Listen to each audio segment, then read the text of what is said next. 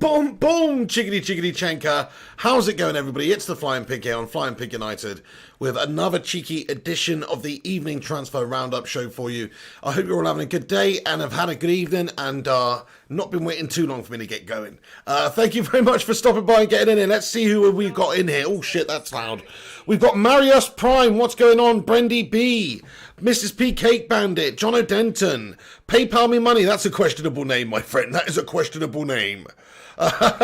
Ellie, Paul Vanderbeek, what's going on, dude? G-Wolf United, great to have you guys in here. John O'Denton, Aaron Homeyard, The United Way, Mark Voot, Nick Millersev, hello Nick, Brendy B, Jonathan Gallagher, everyone else as well, thank you very much for getting in here this evening. I hope you're all doing grand. So then, where are we? Oh, for fuck's sake, man. Where are we? So basically what happened, guys, what has happened is Man United are still fanning around, waiting to get the deals done to try and save a little bit of money. That's basically just to sum up really the theme of this video right now. I mean, there is a couple of little bits of movement and stuff like that we're going to get into. But the facts of the matter are these. Manchester United appear to be holding up talks with Porto here to potentially try and get a cheaper deal. It's as simple as that, really. We have, I've got Metro are reporting it tonight. There's a bunch of different places. Manchester Evening News reporting Manchester United holding up Alex Telles' deal by haggling with Porto over the asking price. Okay then. Well, sounds about right considering our bloody McCain's board that we've got full of bloody potatoes. You know what I mean? So a couple of bloody Maris Pipers we've got running our football club, honestly. Matt Judge and Ed Woodward. If ever you've seen a couple of bloody human potatoes, those would be them. You got King Edward and bloody Maris Piper there, man. Mattis Piper. It's a piss take, but that's what's going on. So they're all trying to drive the price down for Alex Telles and Sancho and any other players that Manchester United might be linked to by waiting until the last bloody few days of the season, of the transfer window, it seems. But look, Manchester United risk losing out on Porto. This is a bit extremist, of course, this headline here. Manchester United risk losing out on Porto to the likes of Paris Saint-Germain due to the club's attempts to drive down a fee for the left back. Now, I personally don't agree with that. We don't understand if PSG are even in for Alex Telles. It doesn't look like they are. So I think we're the only club that are properly pursuing Alexander Telles right now. It's just very frustrating that it's still being held up for the sake of what is probably just a few million euros. So we understand it's going to be a cheap deal to get him in on a £75,000 a week contract, which for a player like Alex Telles is not a lot of money to pay for that sort of quality player. So the fact you're getting him for that, on that sort of money, should mean that you're prepared to spend a little bit more in terms of the wages. He does have a release clause of £36 million. It's 40 million euros. It's not exactly the hugest amount of money anyway. Certainly his deal's running out. We're not going to pay that. But it's understood that they want about £30 million for Alex Telles. 30 million euros, I should say. So we've got to negotiate with them, but instead we've just gone, okay then. We'll have a cheeky little think about it. That's what's gone on with our board at the moment, it seems, and it's wrong because we needed to get this guy in earlier, sooner rather than later. Still hoping for some miraculous turnaround where tomorrow we agree a deal with them. But at this stage tonight, it is looking like this deal has potentially stalled a little bit. That's why you're seeing United linked with other left backs such as Tagliafico, simply because it's all part of the whole PR machine at United here to try and drive down the price of Alexander Telles. So that's the situation currently with Telles. Daniel Luciano sent in a super chat. Thank you very much, Daniel Luciano. He says, afternoon legend, nuts this Chelsea score, shows what quality depth gives a club. They achieved this in one transfer window. Don't even get me started, my friend. It's an absolute abomination that what Chelsea have done in this window and the lack of transfer movement that Manchester United have put out there. I personally think that we could be left behind massively in this window when you look at some of the other teams that are strengthening. I mean, Frank Lampard's got himself a whole bloody new team there. You know what I mean? Lamps has gone, yeah, go on then, Roman. Yeah, give me a whole new team. And he's gone, yeah, go for it. 6-0. That they beat Burnley tonight, Chelsea did. 6-0. Abraham, Havertz got a hat-trick. Barkley and Giroud scored. So Havertz, their new signing, £71 million that they paid for Kai Havertz, 21 years old, got himself a hat-trick. Okay, it's the third round of the EFL Cup here against Barnsley. So let's not get carried away here, folks. But the fact of the matter is, they have got themselves a good new team. They have got an abundance of players in key positions. So, and you know, Havertz is going to be a great player for them. Chilwell got an assist. Abraham got himself a couple of assists and a goal. Mason Mount got himself an assist. Not only did they actually have a really good crop of young players there to begin with, but they've just added a bunch more to it. So it is worrying when you see what Chelsea are doing in this transfer window and what impact that could have on the season for them. They're just going to have an abundance of quality and abundance of players to choose from at all times, which is how it should be for Manchester United. That's how it is for the top teams that want to challenge for the Champions League and the league. If you look at City and etc., like, they all have quality depth in their ranks, and it's something United just don't have. Everybody, thank you so much for tuning in tonight and getting involved. Please do us a massive favour. Smash that like button if you have not chucked a thumbs up on it already. Do leave a cheeky little thumbs up on the video. That will help us out. Cheers, guys. So let's have a little cheeky look at this then. Unbelievable, really. Unbelievable, really. Manchester United's message is that they remain confident they can strengthen the squad before the October the 5th deadline. They are still hoping to sign a left-back and ideally an attacking player, but they believe the fans and the media should trust the process. You freaking what, mate? Trust the bloody process? Trust our board and our processes? No thanks. Bloody hell. I mean, talking about trusting a process. Crikey. I mean, we couldn't as fans believe or trust the process so much. We're all still hanging on and waiting and hoping that we're going to get all of our business done before then. So we are bloody trusting the process, even though it's a shit process, and even though the process should have been wrapped up a long time ago in the start of the window to get the players in for preparation purposes. So yeah, tell me what a load of bollocks that is. Trust the process? We ain't trusting the bloody process, lads and lasses. Thornton Heath, what's going on? He says, Flying Pig United, good man. Hello, Thornton Heath Corridon. Good to see you, mate. Thanks for getting in here. Still coming here bragging, are you, about your win the other day? No, enjoy it, man. Mr. YOLO Man comments, I'm confident Woodward can kiss my ass. Yeah, well, the working class can kiss Woodward's ass. That's what he says. He doesn't give a shit in his ivory tower, my friend. He's just chilling there. He sold his £2 million home. Just sold it, you know. He's going to go get another £2 million home, probably. Scumbag.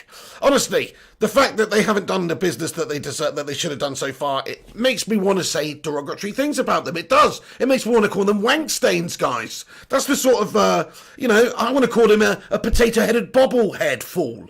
I want to call him stuff like that. I want to call him a twat face. You know, why not? Only because he's got a face like a twat. He's acting like a twat face. That's what I mean. He's the face of our bloody negotiations. He's the face of our recruitment here at United. And what a horrible bloody face, man.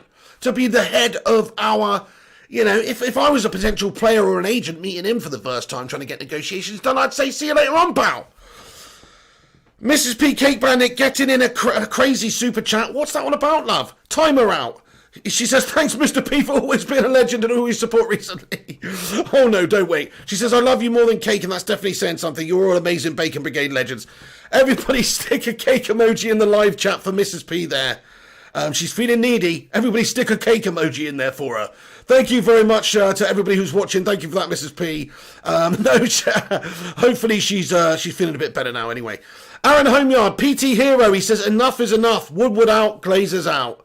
If only we could actually have some sort of an impact by saying these things. That's the problem.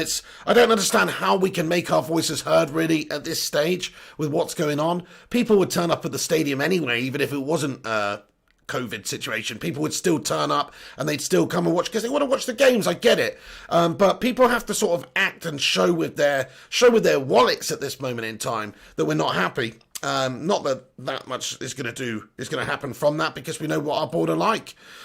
So basically we're risking at this moment in time, it's not really risking because it doesn't seem anybody else is in, but we are prepared to be playing the waiting game here and delaying this Tellez deal. The deal is stalled. We've been negotiating with them for the last couple of days. We're a little bit too far apart in terms of amount of money that we want to pay.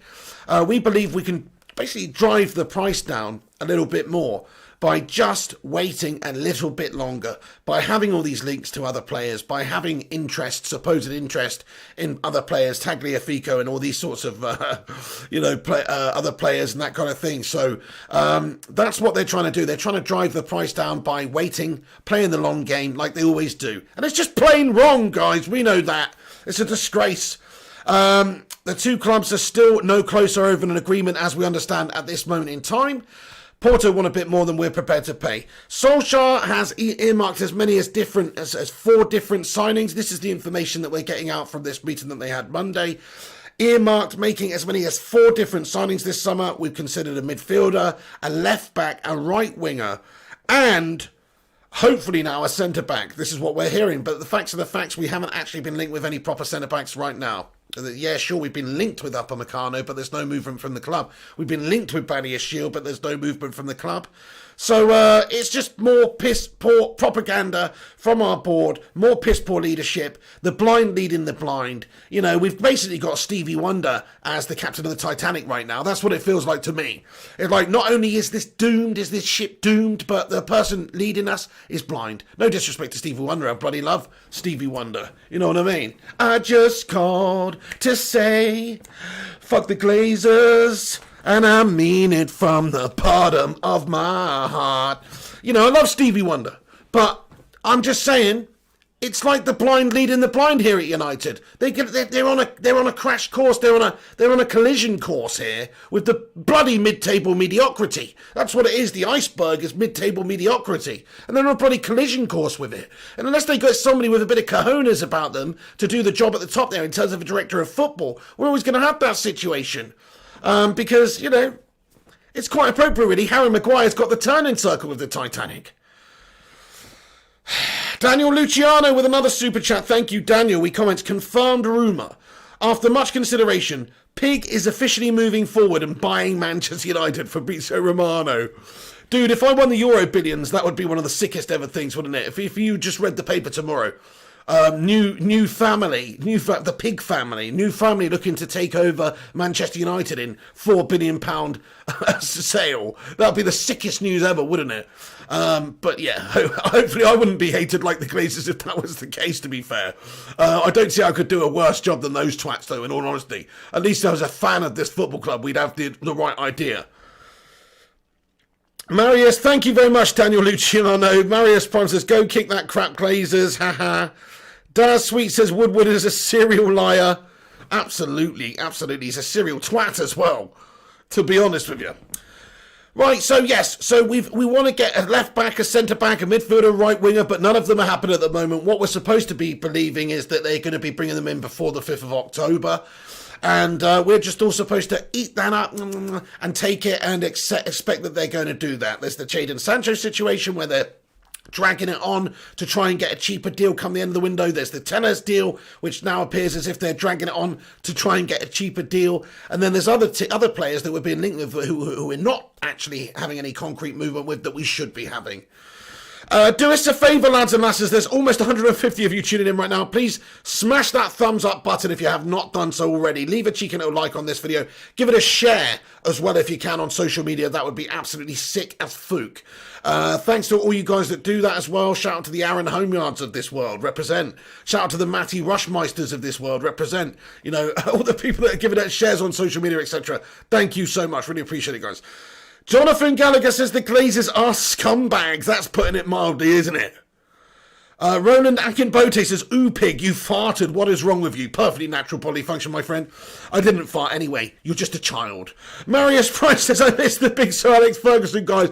Bring him back. Flying Pig, what do you think? Do you miss him? I mean, that's kind of like asking if David Moyes shits in the woods or not. Of course I bloody miss Sir Alex Ferguson, the greatest manager to ever grace the game. Certainly, growing up as a child, he was somebody I iconised. Is that a word? I'm guessing it is. Iconised. He's a bloody icon to me, that man. So, yes, absolutely. But I think to him, look, this is not the right time for Sir Alex Ferguson to come back and manage. Sorry. He needs to deserve his bloody, he deserves his bloody retirement. The amount of stuff that man did for us, crikey, at least let him enjoy his final years. I'm just glad to see him healthy after he had that scare a couple of years ago, didn't he? Where he needed some treatment and recovery and things like that. Something to do with his brain, I think. I can't quite remember now what happened, but I'm just glad to see him smiling, happy and healthy. Never mind stressing and worrying about this shite old Manchester United team right now. Because, I mean, I know Fergie's a special manager. He's an unbelievable manager, but even surely he would struggle with this shower of shite right now. Like, there's only so much he can do. I know he got players like Anderson actually playing to a respectable level, and players like John O'Shea, Wes Brown being world beaters. So maybe he could, because he was something else. He was something special. But, you know, I even think he would struggle right now. And it's not really necessarily the fact that he'd struggle because the squad's not good enough. I think he would struggle. So Alex Ferguson would struggle because of the owners. And I know you're going to say, yeah, but he had the, you know, the owners were in there when he was there. But no, it's a different situation. We were a winning team then. We had Gill as well. We had the winning formula. We still did buy players then, but we already had the foundation and the basis there for a magnificent period of success. Before the Glazers came in, obviously. So that's why we continued that success, because we continued with Fergie. You take Fergie out of the mix, and then all of a sudden we're an absolute shower of shite again, because he was the difference maker. So, yeah, that's it. I mean, I like Norville, what's going on? He says, love United, hate Glazers. Good man, I like Norville. Smash a 1 in the live chat, lads and lasses. If you love United and hate the Glazers, smash a 1 in the live chat.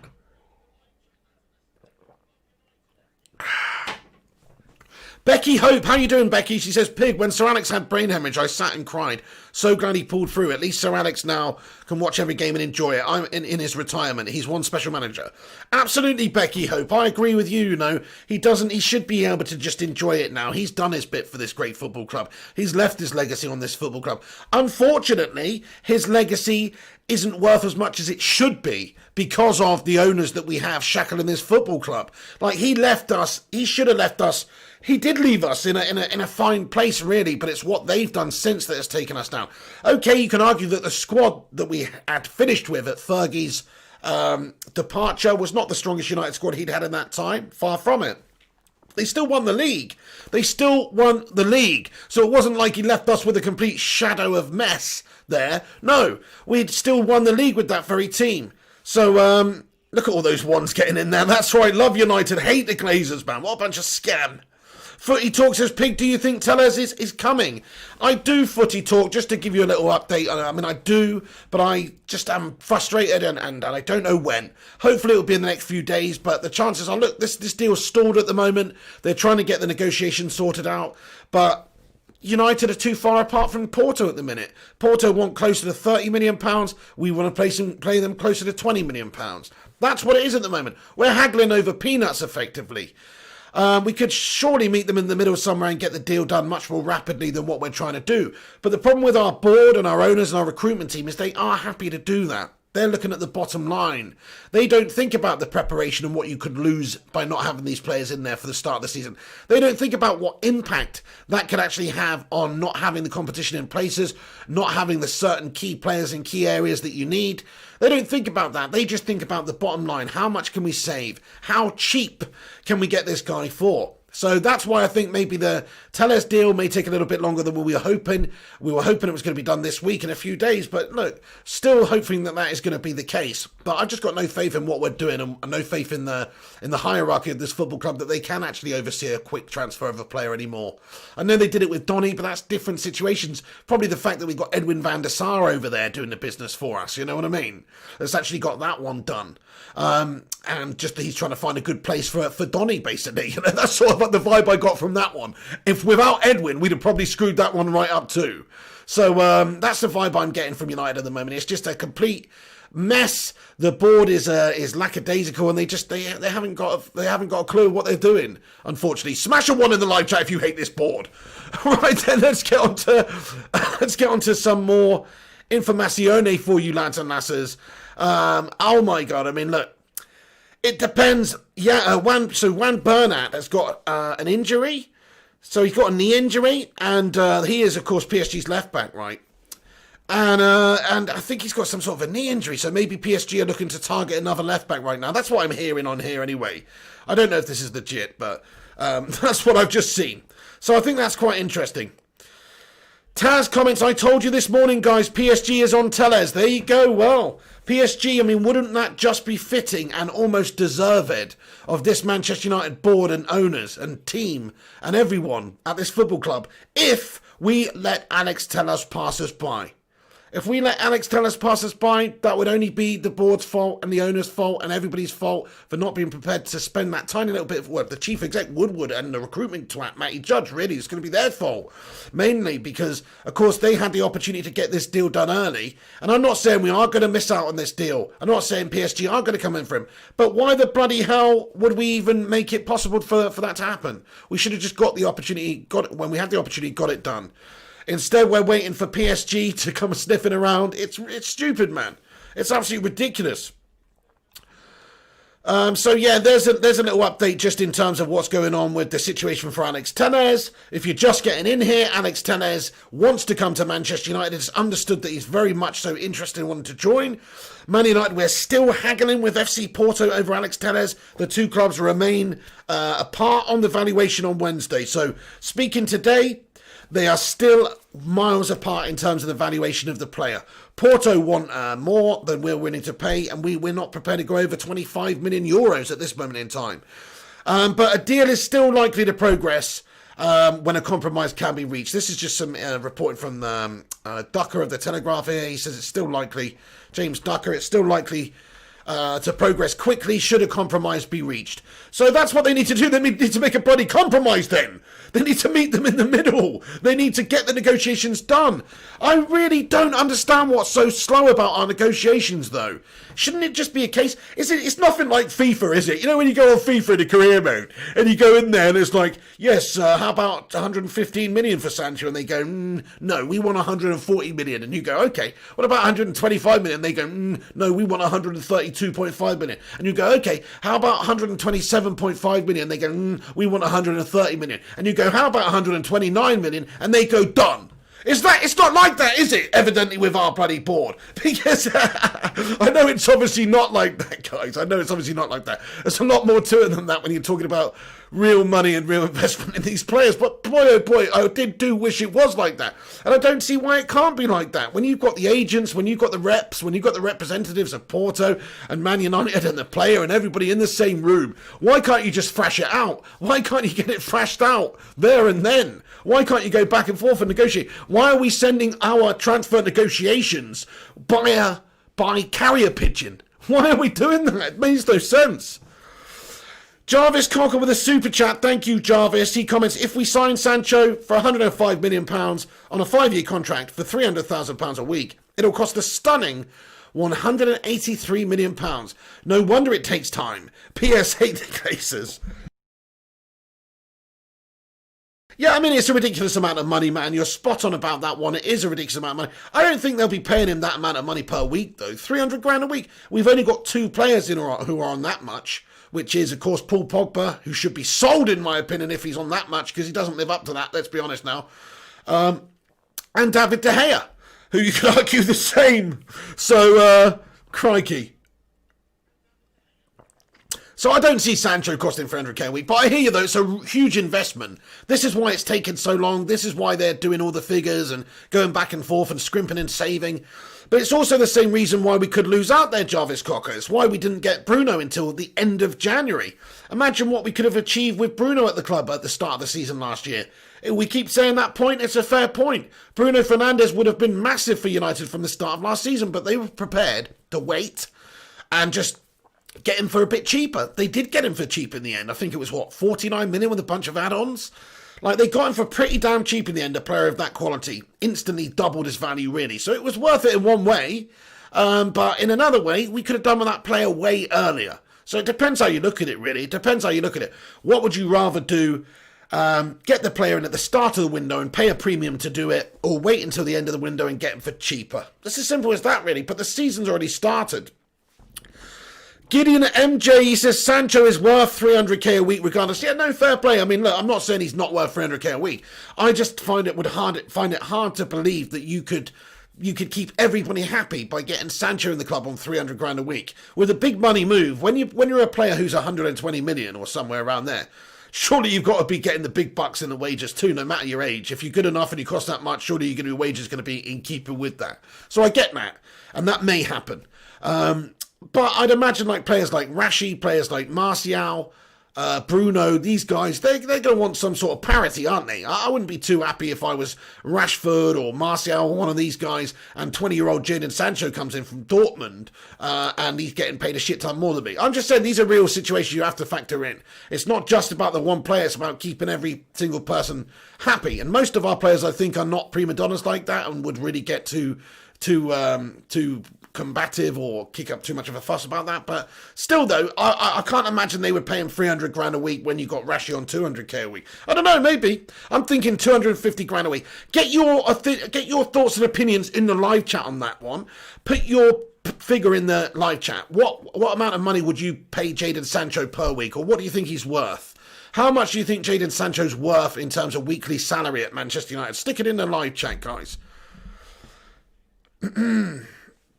Dash Sweet says he won't get 300k a week, but he will get a high sign-on fee. That's a fair point. Yeah, that's right. Exactly. That's what they'll do. They give him a good sign-on fee, a big old sign-on fee, and then his wages will be in keeping with some of the other players at the club. I think you're probably right on that one. It will be a very expensive deal to get this player in. Super Mario Maker 2 Glitch Hunters, what's going on? Michael Canavode says the whole transfer saga around Sancho, it's a joke, and he will solve our defensive issues. We still need a left back and a centre back, and no, he won't solve them. You're right. We still needed a left back and a centre back since now we have a fragile Bailly and Shaw. 100% Michael Canavode, mate. 100% we do. Everyone knows we need a left back because we've got vulnerable players in that position. We know we need a right back because we don't really have anybody there at the moment. Okay, we've got Greenwood, but he's an 18-year-old lad and he is amazing. But we need some depth. Jarvis Cocker says 225k. Ryan Burberspin 9 says 200k. Mark Voot 200k. Phone Monkey 150k. Cress Welsing 150k. Michael Kinavode 250. He'll get a lot more than 150k, guys. He will. He's going to go for about 100 million if he goes. He's definitely going to get more than 150k a week. 100%. I mean, Jesse, that shitbag Jesse Lingard's on 120 grand a week or whatever. Phil Jones is riding around in pink Lamborghinis getting paid 130 grand a week, guys. So Sancho's definitely getting more. And he's definitely worth more than 150k a week, isn't he? Jonathan Gallagher says 250. I think max 250 is what they're going to pay him. Aaron Homeyard 200k. Wayne Hodgkinson 180k. Freshy says 150. Don Piglioni 175. Gideon MJ 250. Vincent Bullock 250. Colin Grieg 150 max. Blendy says 300k. So yeah, I think most people somewhere in the middle there would be right. About 200 to 250k. That's the amount of money that is probably worth paying Jadon Sancho for his wages, bearing in mind what other people in the club are on as well. Thank you very much, Johnny Malks. He says, smash the like, piggy dumpers. Appreciate it, man. Over 200 of you watching right now. Please do us a favour. If you haven't not done so already, please do smash that thumbs up button. Leave a cheeky little like on it. That'll help this stream massively compete with the other channels and the bigger channels and stuff like that. So if you want to support this stream, smash the like out of it, lads and lasses. Get in there with that like button. Oh, yeah. 2-foot tackle that like button, lads and lasses. Zinedine Zidane headbutt Materazzi that like button, lads and lasses. That's right. Oh, yeah. Roy Keane stomp Gareth Southgate that like button, lads and lasses. Nice one, guys. Thank you very much. So, yeah, we're still haggling over the fee, really, for Alex Telles. That's the latest news. We're aware that Alex Telles has a desire to leave Porto. And from what we understand, maybe United are sort of looking to try and push Alex Telles to maybe throw his toys out of the pram a little bit. From what we understand, me and my transfer guru Matty the Rushmeister, we understand this that there's going to be maybe. That's what the delay's all about. That's why they've had a breakdown in negotiations at this stage, because what they're trying to do is basically get Alex Telles to push for that move to Manchester United, which is quite interesting, really. And it may well come. You may well see something like that in the next couple of days. Although previously, a few days ago, Telles was asked about his future, and he gave a very professional answer. He just simply said, I have handlers, I have people that deal with all that stuff for me. I don't get involved in any of that. So he was basically saying, yeah, I'm up for a move, obviously, but I'm not going to talk about it. I'm just going to continue to get my head down.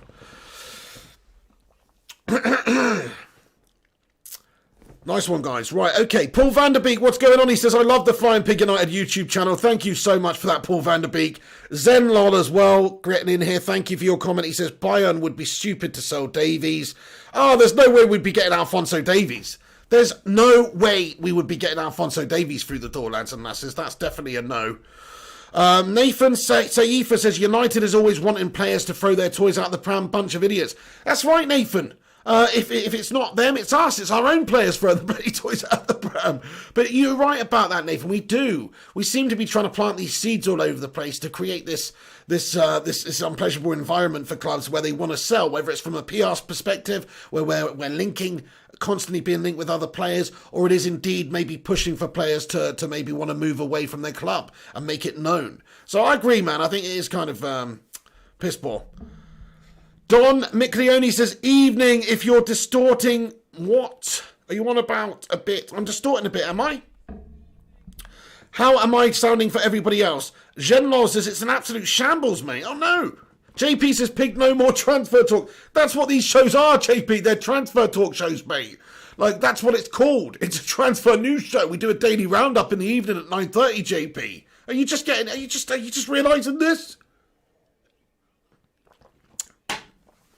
Carlos Pereira comments and he says, Wolves managed to pay £35 million for a superb right back in Nelson Semedo. No messing around, paid the fee, got him, and we are penny pinching over Tellez. He's worth the money and we have it. Pay up, stop messing about. Carlos Pereira, what a great comment, and you're so spot on there. There's no good excuse for Manchester United's lack of movement in this window. There's no good excuse for how long it takes us to get deals done. You look at the other clubs around the league that have done it. Like you just said, Nelson Semedo, how about Everton? They got James Rodriguez done really quickly for a cheap price. Look at Newcastle. They got a couple of signings done really quickly. Look at Chelsea and all the signings that they've made. Look at Liverpool with their signings. Okay, maybe it took Liverpool a little bit longer, but they still got them done a lot earlier than us. They still got Jota in. They still got Thiago in a lot earlier than us. Good signings too. Not just any old shit signings, but good signings. So, yeah, you're right. We're being left behind again in this window, and we probably will be left behind in the league this one. Do not blame Solskjaer, though, if this goes tits up for a couple of weeks, because he hasn't got the players to start this season properly, in my opinion. So, until October the 5th, you might just see United struggle a bit. When we've got Brighton coming up, who look good at the moment, and we look so bad in our last Premier League game. And then Newcastle after that, you know, we've had some dodgy results against Newcastle last couple of years. We should be smashing the hell out of them. But, you know, that doesn't mean that we will. That really doesn't mean that we will. What's this Matt Rush has just sent me here, my friend? Let me just have a look at this real quick.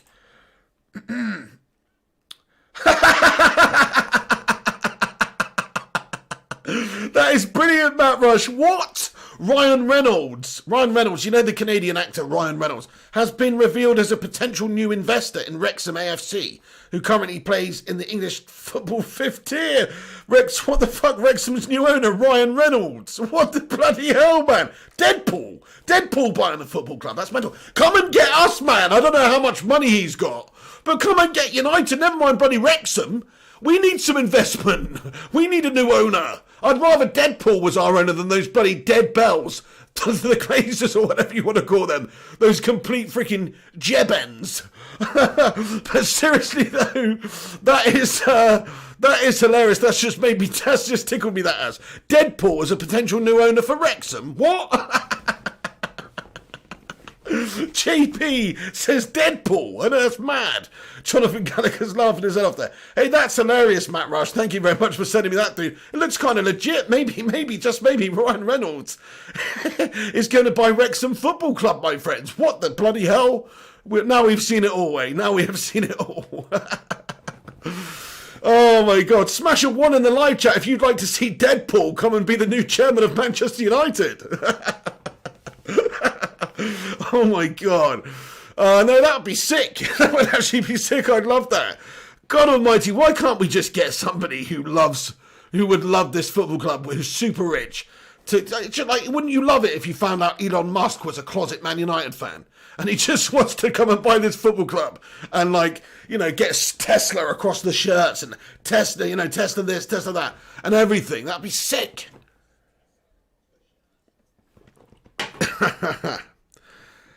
We're just about to smash 100 likes, lads and lasses. Smash the thumbs up button if you have not done so already, and get your thoughts and opinions in as we go along on this live show. We've got a few more things to cover in this video, and then we'll just do a bit of Q&A. It won't be too long a video tonight, simply because there's not that much going on that we haven't already discussed, really. It's just the fact that this deal is now stalled between Manchester United and Tellez, where Porto and Man United are still unable to reach an agreement. United have gone away.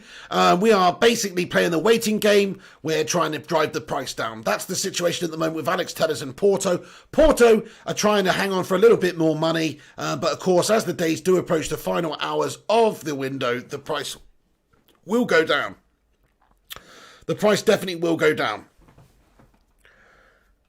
Nice one. Okay. So yeah, about 27 million euros is what it might take to get in this summer. That's the reports that we're hearing as well. Manchester United, this is from Manchester Evening News tonight, just about an hour or so ago. When was it? Yes, just 8 o'clock, whatever. Anyway, it says Manchester United have been told that it will take a 27 million euro bid for Porto to sell Alex Telles this summer, according to reports. So, you know, somewhere around there, we understood that they went in with a 20 million euro offer or 23 million euro offer originally. Porto want the minimum fee release clause at this moment in time, which is unrealistic. They'll meet somewhere in the middle, probably around about 27. That's what we're hoping on anyway. There's less than 2 weeks to go, so as the transfer window dwindles down like Victor Dwindloff at the back and lets goals in and errors, then you'll see the price goes down significantly. Wouldn't it just be amazing if we could get him gone? That's a big problem with one of our with our team. It's just the amount of crap that's hanging around. So yeah, in regards to Alex Telles, what do you guys think then? Let's have a little vote. Let's have a little vote in the live chat, everyone. Over 200 of you in here. If you're just lurking in the background, stop being a freaking lurker. Get out from the shadows there. Get involved in this live chat right now. Have a vote. This is the vote. Do you think Alex Telles will join Manchester United this week? So let's say before Sunday. Do you think Alex Telles will join Manchester United this week? He should do, but it's a completely different question as to whether or not he will. Because you know what our owners are like, guys. So, yeah. Nicholas Critchlow says, too much money. You think it's too much money for him at this moment in time? Well, look, they need to bring it down a little bit. He doesn't have long left on his contract. Jim Joe Bobby says 1. Rajon says 1. Freshy says yes. Knock Fernie says yes. Zenlol says no. Mark Foot says yes. I am Neil says yes.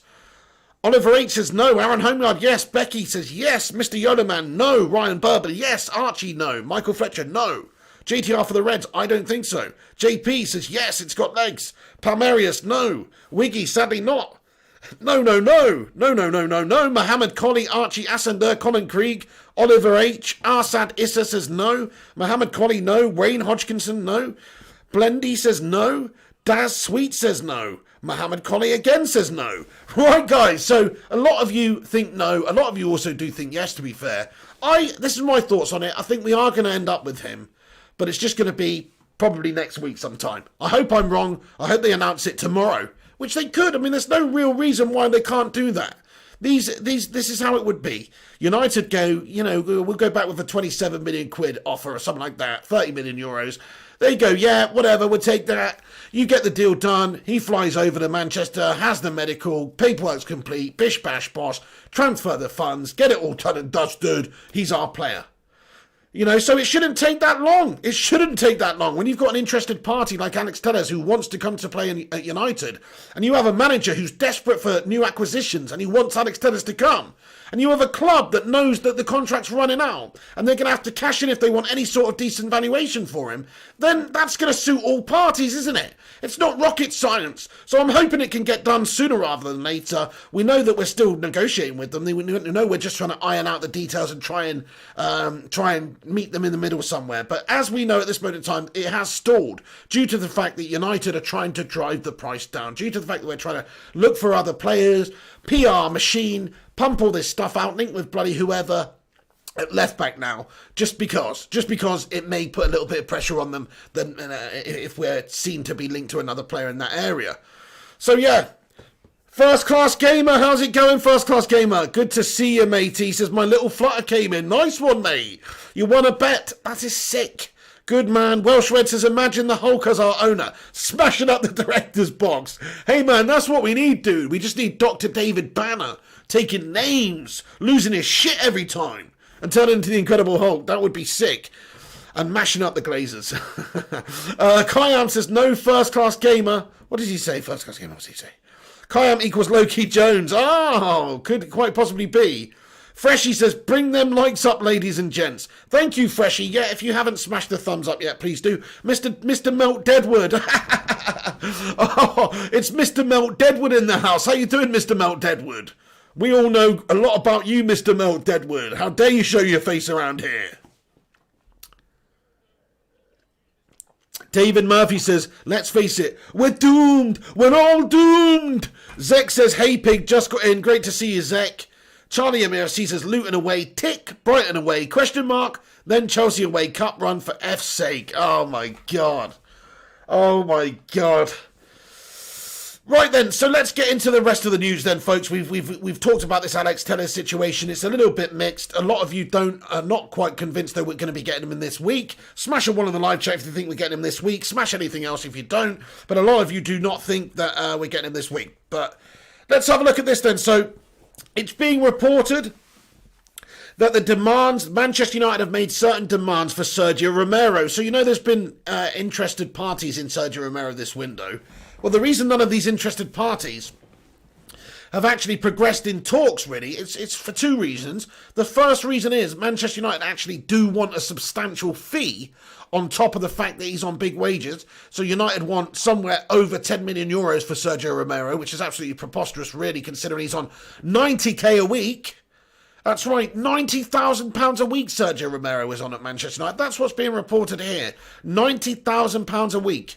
So that's a major deterrent for most teams and most clubs who are looking to get a backup keeper. They're not going to be wanting to pay 90 grand a week and 10 million or so up front as well. I personally don't think so anyway. So the chances of Manchester United getting rid of this player are pretty low, really. Even though he wants to go, because he's obviously third in the pecking order at United, even though clubs will want him, like United are pricing him out of the deal. They're pretty much going to have to let some of these players go for nothing if they want them gone. That's how it is, I'm afraid. We've overpaid in the past. If we want teams to come and take Phil Jones and Smalling and, or maybe not Smalling so much, but certainly Lingard and Sergio Romero and some of the players we've got who are on big money for the type of players that they are, then we are going to have to let them go on a song, basically. We're going to have to let them go for not very much at all up front. That's just how it's got to be, and it wouldn't bother me at all if they did that. Because the fact is, nobody actually wants them for this amount of money. First Class Gamer says, a little something as I lucked out on the footy. Yes, First Class Gamer. What did you bet on then, mate, if you don't mind us saying? Don't tell me you said Chelsea 6-0. But anyway, thank you so much for that, First Class Gamer. Really nice of you sending the super chat, dude. Legend. Ricky Swift comments, I'm a Liverpool fan, but come on here from time to time. You're a funny geezer, to be fair, and deserve more viewers compared to a lot of these boring twats with a lot of viewers. Ricky Swift, mate. That's it. That's the story of my life, mate. No, cheers, Ricky. Appreciate that, dude. Especially from a Scouser, man. Thank you very much for getting in it. Yeah, and like Ricky says, you know, if you wanna help us get more viewers, give it a share, smash a like on it, tell your mates about it, even if they're Scouse, you know, maybe they'll want to watch it. Who knows? Thank you for that, man. Jarvis Cocker says, my sources say Romero's on 70k a week. Oh, we have a little bit of contention then. Maybe he has an appearance fee in there or something like that. But it's quite interesting, isn't it? Because he's on a lot of money. Even 70 grand a week is a lot of money for a backup. Do you know what I'm quite surprised about? I'm quite surprised that Arsenal sold Martinez.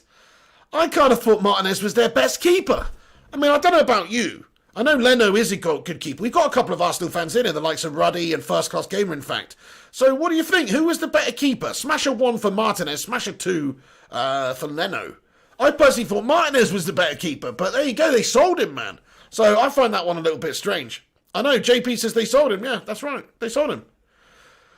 Ellie says, good night, Becky. Becky, Hope, are you off, are you? Everybody stick that love heart emoji in the live chat for Becky. Show us some love. Thank you so much for getting in here regularly, Becky. It's great to have you on board. Really appreciate it. Dan Sweets thinks Leno's better. Rajon thinks Martinez. Yeah, I mean, Leno's definitely more experienced, isn't he? Leno's definitely more experienced, but we watched a bunch of Arsenal games on this channel last year, and they were getting sort of mugged off all over the place, really. But Martinez was sick. Martinez was sick in every single game we watched. Who remembers? We did some random, when all there was lockdown, COVID shit was on and stuff, we did some random watch-alongs. A couple of them were Arsenal games, and Martinez was freaking bossing it, eh? Come on. So, yeah, I think that's strange. Vincent Bullock says, actually a clean sheet bonus. Oh, interesting. JP says Kepa's the best keeper alive. Well, he's the best keeper in the sense that he's got the name that sounds most like keeper. That's the only thing he's the best at. Griffo Chaz, evening to you, Griffo. How you doing, mate? Thank you very much for stopping by. Everybody, check out the website, flyandpigunited.com, and read Griffo's preview of the Brighton game, if you have not done so already. Lynette even says, we will play Brighton away on Tuesday night in the 4th round of the Carabao Cup after we play Brighton on Saturday. Thank you very much for giving us that update there, Lynette Giggs. Very, very nice of you. Yeah, that's right. We had a couple of different teams we could play, so it's Brighton then. So Brighton away after we play Brighton. That's shit. How shit's that? That's crap. That is crap. Stick a poo-poo emoji in the live chat for that. I'm sorry, I don't want to play Brighton again in the Cup after we played them in the league. That is preposterous, my friends. That's a shit draw. That is a shit draw. Michael Joom says Canadian pig, eh? How do you spell Canada? It was originally called CNA, but when they came up with the name, they were like, let's call it CANADA. Jonathan Briver says, I think that Wood would stay monitoring the situation. Then PSG go and pay the cash and get him. Brackets tell us. See, that would be the most annoying thing to possibly happen, wouldn't it? And that is what's being lined up. That's what we're doing by leaving this deal on the table right now. Is we are leaving the door open for PSG or another club to come in and swoop in. Of course we are. We could have got Reguilon a lot earlier. I'm convinced of that. If we were prepared to bend at all. We could have maybe even gone in for Thiago. Not that we should have done in the end, because he ended up a bin dipper. And if he wanted to go to the bin dippers, then that's up to him, isn't it? But we should have gone in for him, in my opinion, out of try. But we didn't. We were too slow on that one. How about Nathan Ake? Start of the window. Nathan Ake. Good left-footed centre-back. We were all talking about it. 24, linked with Donny van der Beek. Makes a lot of sense now, doesn't it? Doesn't it? Doesn't it make a lot of sense now? Yes, it does. But did we go in for him? No. We just let him Victor dwindle off to Manchester City because we got Victor instead, and the board are not prepared to spend, what was it, 41 million they got him for? And I'm not saying we would have beaten him, we would have beaten City in terms of signing Nathan Ake, but at least go in and have a go. At least try and improve this centre-back position in the window. And Solskjaer said as much. He said that he needed a left-footed centre-back, so I think it is piss poor, the fact that we have just dallied around in this window so much. Welsh Red comments Brighton away after Brighton away. Oh, Welsh Red. That is pure filth, flam, filth. Isn't it? Brighton away after Brighton away. What? Screw that. Screw that. Get your poo-poo emojis in the live chat for that draw. Bloody hell. Brighton twice. Oh, away twice at Brighton. Are you serious? That is filth, man. Well, to be perfectly honest, the Carabao Cup's probably the only trophy we're going to win this season if we are going to win one. I can't see us having the quality in this side at this moment in this team to be able to have the depth in class to be able to compete later in the season when we're in the thick and fast of it later in the season, when there's Champions League games, when there's FA Cup games, when there's all these different competitions we're playing in and the Premier League games coming thick and fast. I cannot see a situation where Manchester United actually have enough quality and depth in our team to challenge for anything later on in the season. So the fact that this Carabao Cup gets wrapped up earlier in February and that type of thing, and it's the easiest one to win. It's definitely the easiest one. We got bye to the third round, and then we've got Brighton next round. By the time you've got past a couple of teams there, it's bloody semi-final time. So it's not the hardest competition to win that one. So if we want some silverware, that's probably it. But at the same time, we need to focus more on the league game against Brighton and having lost to Crystal Palace at the start of the season. We need to absolutely get that league win against Brighton.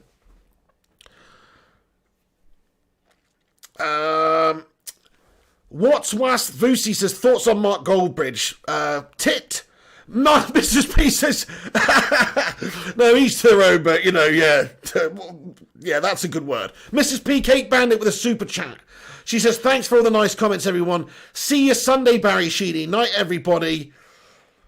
She's got the cakes in there and the donuts and stuff like that. Everybody get your cakes and donuts emojis in there for Mrs. P. She's off her rocker, this woman. She's off her tits. I've told her. I've said multiple times, do not send YouTube super chat money. It makes no sense. If we're in a relationship together, you're just giving 30% to YouTube. That's what's happening right now. Yes, you're showing me support. Or just do it with a 99p one then. It still achieves the same purpose. So I do not get this level of insubordination, this level of insurrection. I do not get it. But thank you, nevertheless. Oh, man. Will says, what a fall from grace. Carabao Cup. Mate, I know. I'm just speaking as a realist here. I'm trying to be real. I don't see us winning the Champions League. I don't see us lifting one of those cups that gets... The latter stages of the cup are decided at the end of the season when people may have injuries, people may have squads that are run ragged. You need the depth in the squad to be able to handle those sorts of competitions. And I do think that United's chances in a cup competition are better than the league right now in terms of just being able to do it on the day and knocking a team out. We could probably beat anybody on our day. But we need everybody fit to do that over the course of the season, and we need depth and quality to do it. So, yeah. Mark Vu comments, Mrs. P, do what she wants, and at the end of Piggy, leave it. She's going to do what she wants anyway. Kelly Clough, thank you, Kelly, for getting in here with the cake emoji for Mrs. P there. She's going to do what she wants anyway, clearly. I've told her to not do this 8 times now. 8 times. She's just one of those people, you tell her to do something, she says, okay, I won't do it, and then she just does it continuously forever. Yeah. Brendy B says, I don't see us getting top 4 if we don't make any more signings. Yeah, I don't either, Brendy. I'm kind of struggling. I mean, actually, you know what? 4th, 5th, around about there is where my heart feels like we're going to finish now. I still think we have got a good enough squad to finish there, but I just don't know if we've got the depth to really cover for certain injuries in key positions over the course of that season. I think we'll struggle towards the end of the year. Matt Rush, thank you for your super chat, Matty Rush. He says, Woodward, we are better placed than other clubs. One player in then monitoring FC. Really risky strategy the board are playing. Lastminute.com.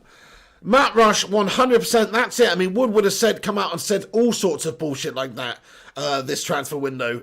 Really quite farcical stuff. And you're seeing, like, oh, there's not other teams going out there and spending money in this window. He actually said that not that long ago.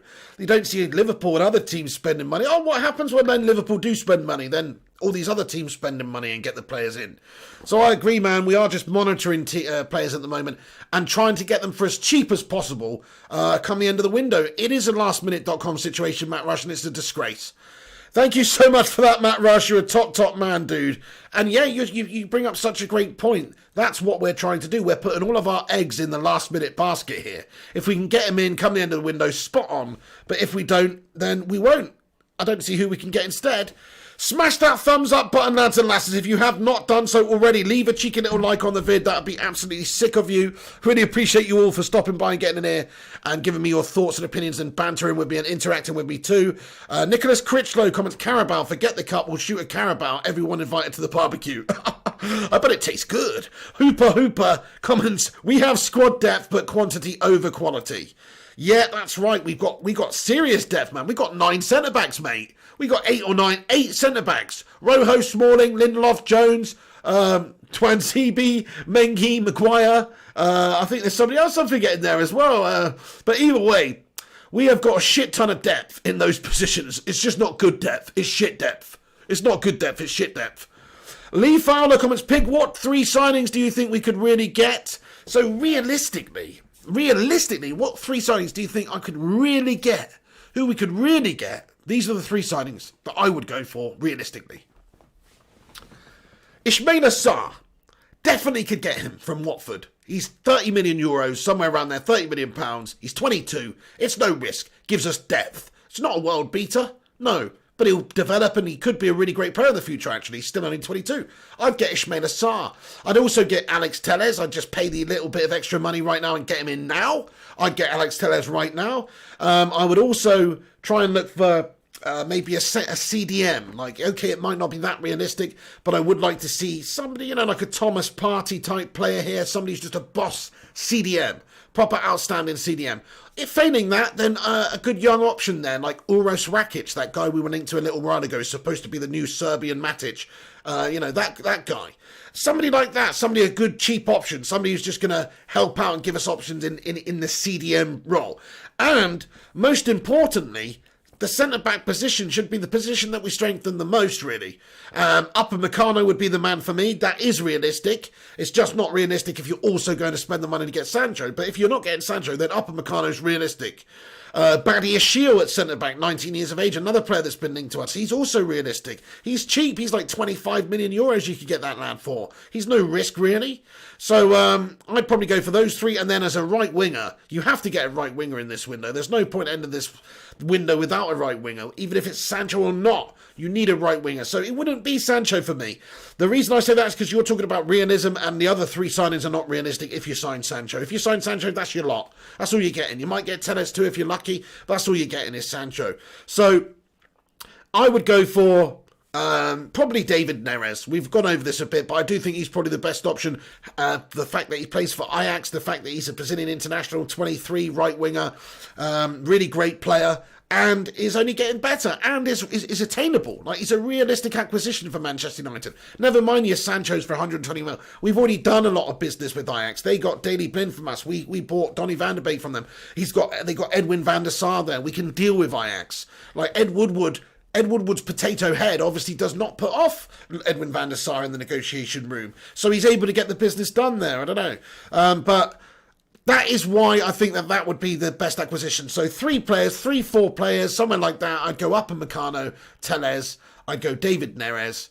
And, that would do me, actually. That would do me. If we got a centre-back, a left-back and a right wing, those quality players, that would do me. And you could get all of those 3 players pretty much for the price of what Sancho costs. So it's something to bear in mind, isn't it?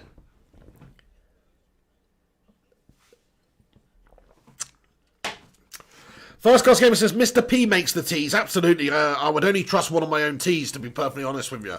The Mrs. T's, they're lacking in body and flavour. They're lacking a little bit, like...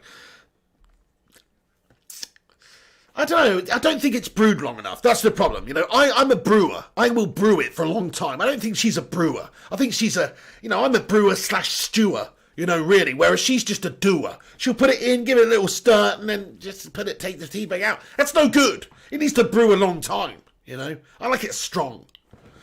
Anyway. Mrs. P says, I've got a lot to say, Mr. P, and I can't always fit it in the 199 Super Chats. So why can't you just say it in the normal comments, then? Matt Rush has sent me a transfer update. Let's have a look at this, Matt Rush. Thank you so much to my transfer guru, Mr. Matt Rush. Everybody follow Matt Rush on Twitter, MattUnited20, for great informazione. Okay, so we've got some information here. So, Lampard has just confirmed. This is from Fabrizio Romano 21 minutes ago, guys. Fucking hell. You're taking the piss. Fabrizio Romano has just confirmed 21 minutes ago. Lampard has just confirmed that Edouard Mendy will be announced tomorrow as new Chelsea goalkeeper. For fuck's sake, man. Chelsea doing bits again, signing players in this window. We know they were linked to him for about a week now, but even so, they're going to announce him tomorrow. They're going to get that deal done too. That's going to take it up to what, about bloody 10 new signings that Frank Lampard's had by Roman this summer? Whereas Ole Gunnar Solskjaer's just been left with Donny. He's got one Don in the centre of the park where we didn't really need to strengthen that much anyway compared to a lot of the other positions. And that's your lot. It's a great signing though, but we should have got some other players in before now. Chelsea getting Edouard Mendy. What do you guys think about that? Smash a poo-poo emoji in the live chat if you think that's a load of shit. Oh, no, I did not need to see that news. I don't need to see stressful news like that. That winds me up. Also, Fabrizio Romano, 18 minutes ago, has given an update to say, meeting today in Milano between Tottenham and Inter Milan for Skriniar. Spurs won't match €60 million price tag. Skriniar valued, according to Tottenham Hotspurs, around €50 million. Add-ons included. No agreement at the moment. Talks on Ruben Dias, still a serious option. Why the bloody hell are Tottenham going in for Skriniar and Ruben Dias, and Manchester United aren't doing jack shit in this window, guys? Seriously. I mean, I know that link's happening and maybe it won't be concluded because this is Jose and Spurs we're talking about and they're just as bunch of big meltbags as anyone. But Skriniar, what do you think about Skriniar? Skriniar's a player that a lot of people have, said that they would like to see at Manchester United. Smash a 1 in the live chat if you would like to see Skriniar join Manchester United, guys. It's not hard, is it? It's not rocket science. Unfortunately, we're not being linked with these sorts of bloody quality players anymore. We're shopping around in the bargain bin. Ryan Burspin9 says, I'm going to hibernate until the window is over. It's a good idea. Palmeria says, our board is ass. You're right about that, bunch of bloody donkeys. Hooper says middle table clubs splash more money than us. Bloody bollocks. Absolutely, Hooper. Look at all these ones coming in the live chat.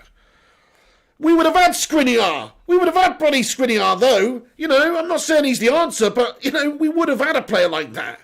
Like, there's players that are linked with Tottenham and players that Tottenham are signing that Manchester United should be signing. The good old days are gone, guys. Who remembers where we could just pinch Carrick off them? Who remembers where we could just pinch Berbatov off them? Hey, you want 32 million? Yeah, we can't do nothing about it because we're a bigger, better club and we're just going to offer the player so much more. So here's 32 million. Take it or leave it. Berba's coming anyway. That's basically what it was like, you know, but it's not like that anymore. It's not like that anymore.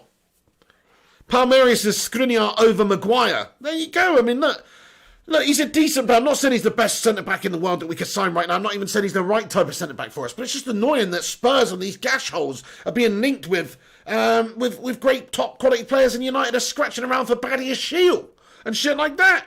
It's unbelievable. We're just waiting to the last moment at the window to save a few more pennies to get Tellez or Sancho. It's just how the mighty have fallen, guys. How the mighty have fallen. Football with Brownie. How you doing there, Football with Brownie, lad? He says, the Russian oligarch wants to clean his money to get entry into the UK. Think about it, pig. Yeah. Well, there's loads of dodgy stuff goes on behind the scenes with these football clubs, Football with Brownie. It wouldn't surprise me if some dodgy shit like that was going on, mate. Yeah, I mean, yeah, you know, you bring up an interesting point there.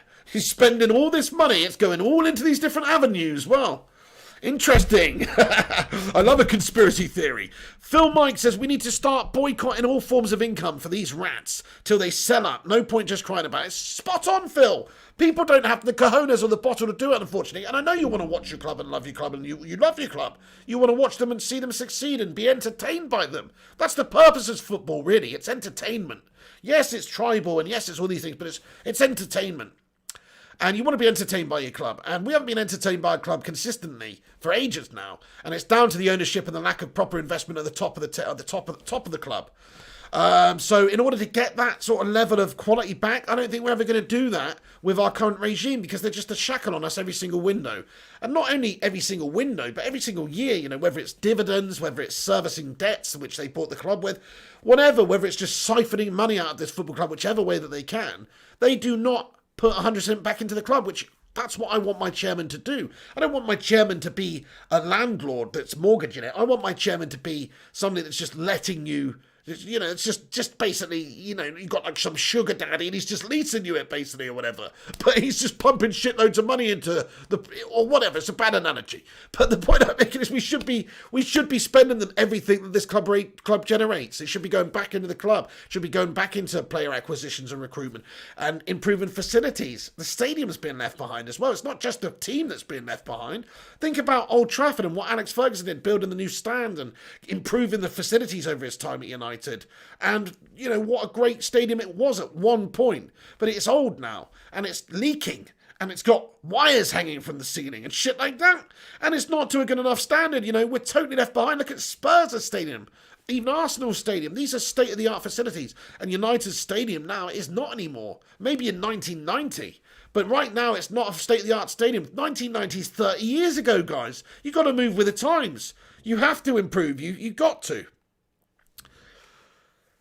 Yeah, Lee Fowler, Roy Keane snatched from Nottingham Forest. There you go. Paul Vanderbeek says, Man United board are shopping at home bargains. Absolutely, that's a good way of looking at it. I mean, I personally quite like home bargains, but, you know, I don't want the Glazers to be shopping there. They should be shopping for Manchester United at bloody Marks and Spencer. That's who they should be shopping at. They should be shopping at Marks and Sparks for our players. They should be shopping around bloody Bargain Booze or whatever, which is what they're doing. First Class Gamer says, never trust owners that refers to the game as soccer. Good shout, good shout. Heiko Firestorm Tiger, how you doing, Heiko? Guten Tag, mein Freunde.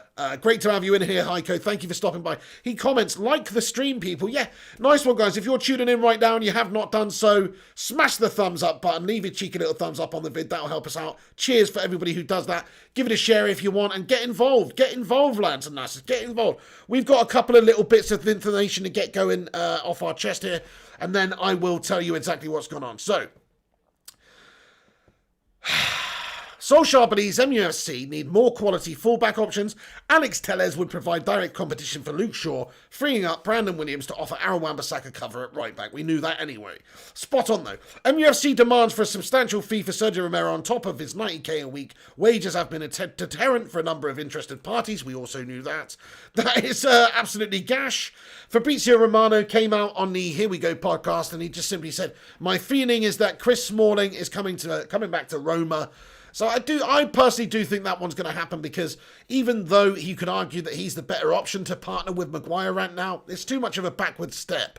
It's too much of a B team option. It's too much like Solskjaer saying, yeah, we loaned him out last year for no good reason, really, and now we need him. I don't think it's going to happen, so I think he is going to go to Roma. United need to get some players off of our books this window. We need to generate some cash from somewhere, and at the moment in time, Chris Smalling's the only one that really makes any sense for potential buyers. He's the only one where you get any value for money. Everyone else, they're either too expensive or they're on too much money, and it's just too much of a gamble for how shit of a player they are.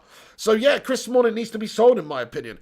Look, that's going to split the fans again. Like, what do you think? Matt Rush has 2 teams after Smalling now. Is it Inter is the other one, is it? Or is there another one as well, Matt Rush? But yeah, that's right. A couple of teams are after Chris Smalling. So we'll see what goes on with that one. But look, smash a 1 in the chat if you think we should keep Chris Smalling. Smash someone else if you don't, but smash a 1 if you think we should keep him. Craig Andre Yogi says, how much revenue would we generate from Sancho's cert sales? I don't know. I mean, a lot. I don't know. The fan base would probably be absolute sheep, most of them, and go out there and buy the kit with Sancho on, sadly. Which you shouldn't do in protest, even if they do sign him. Because it simply is just rewarding them for doing all this shit behaviour and running the club like they are, not properly, and shackling this club. So if you just go out there and buy the shirt, even if they do buy Sancho, even if they do spend the money this window, they are not actually long-term looking at the best plan for this club. So all you're doing by doing that is supporting their shackling of this club and supporting them siphoning money out of this club. So that's actually all you're doing by buying the Sancho shirt, if we do buy Sancho, by the way. But a lot of money would be generated from that, absolutely millions anyway. It would be a drop in the ocean probably compared to the actual amount, 120 mil. I mean, how many shirts at £65 a pop do you have to sell, and how much margin of that is profit? You'd have to sell a lot of shirts in order to pay anywhere near that, I would imagine. But it would definitely make a dent. Ruthless Sausage says Deadwood FC. Absolutely. It is bloody Deadwood FC. We've got so much Deadwood floating around the place. It's like a bloody Travis song. You know what I mean? We're driftwood floating on the water, breaking into pieces, pieces, pieces. That's what it's like. We're kind of like a Travis song right now. Why does it always rain on me? You know, they're kind of like our spirit band. It's Travis are kind of like our spirit band, you know, because it's sort of like depressing. Sort of like fucking depressing, you know. Mark Voot says £18 per shirt from Adidas. So every shirt that's sold then we get 18 quid. So you do the math, guys. For if you want £180, that's 10 shirts. 1,800, that's 100 shirts of profit. £18,000, that's 1,000 shirts. £180,000, that's 10,000 shirts. So if they sell 10,000 shirts, they make £180,000 clear profit. That's what we're surmising right here. That's quick maths. Quick maths! So, so we'll see. Mark Vu says, get on, Piggy. Thank you. Showbest Patchacam says, I buy replica shirts, no original. Cheap as well, not going to get revenue for Glazers. Exactly, that's the way to do it. Dejan CFC comments, hey, Pig, just got home from work. How are you, mate? I could be better, mate. I'm not going to lie. I'm a bit pissed off today. I've had one of those days, and United's just had the shittest transfer day in the whole window, if you ask me. This is the worst day. Because I was expecting Alex Telles soon. And now, I'm not sure when he's coming. Don't know if it's going to be soon, at the end of the window, in the next few days, we just don't know. Tushar Mehta says, in India, the original Adidas United jersey sells for around £80. 400 rupees. Bloody hell. Why do you have to pay extra for that? That's piss poor, man. Why do you have to pay extra for that? That's a disgrace. Liam Hardy says, pretty sure Adidas get most of the money from shirt sales. We get a minuscule amount. There you go. I don't think it is that much either. I don't even know. Is it £18 or what is it? Somebody mentioned £18. Liam Hardy says, we get the sponsorship money. Usman Pasha says United is a broken team nowadays. Dean Flynn says, are we still in for Sancho? To be honest with you, Dean Flynn, we are still in for Sancho in the sense that we haven't deaded off Sancho and we're still in the pursuit of Sancho. And if you look at what Dortmund are trying to do, like, let's give you an update on Dortmund because Dortmund are actually in the process. Oops, hang on, I've had a mare with this camera, haven't I? What's going on? Oh, shit. Dortmund are in the process of looking at targets for the wing. That's what we understand. They're also looking at Ismail Assar as a cheap alternative option to a replacement for Sancho. And at this moment in time, United and Dortmund, they can pretty much go and get some other little backup business done, really. And it doesn't really put pressure on either side too much. Like, if they went and signed, if Dortmund said, we're going to sign Ismail Assar, that only really keeps them in that stronger position, really. It's not like Man United, if they signed Ismail Assar, are going to then go, you know what, we only want to pay 50 million for Sancho. They're just going to say, do one. So it doesn't really make much difference. It's just about them planning and getting the business done. But that is the reports that we're hearing tonight. And today, actually.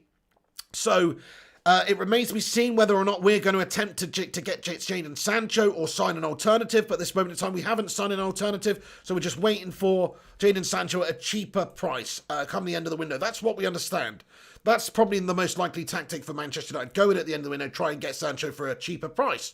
Hoping that Dortmund will maybe have got some business done in the meantime, and they are basically planning for that. So that will, you'll see with what happens with Dortmund, because I don't imagine they're going to want to wait until the last day of the window or whatnot to get this player, to get a new replacement player if they do sell Sancho. So you'll be able to see, actually, over the next 2 weeks, what sort of position Man United are in terms of maybe getting Sancho with what Dortmund do.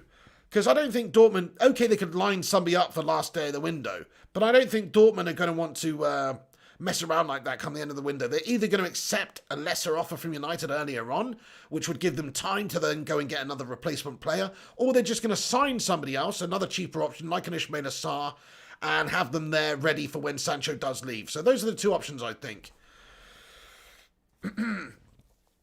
Phil Mike says, we aren't signing anybody. We're going to sign some players, guys. We are. It might not be the players you want.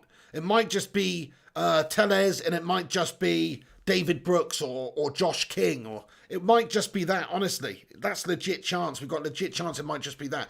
Because it depends how the negotiations go for the rest of the window. If United at the end of the window go in for Sancho and they say, no, sorry, we're sticking to our guns, you've missed out, then we've missed out. We're not going to pay that money. We're not going to get Sancho. So then we'll have to scratch around and sign somebody else. And we probably do have a few backups. There's so many players linked with us. Usman Dembele and Coman and all these guys. But we should definitely be trying to get somebody in now, just in case. That's what I would like to do.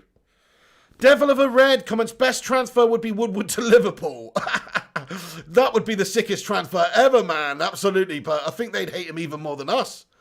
I think they'd hate him even more than us, guys. He'd probably fit in quite well there, though, in one way.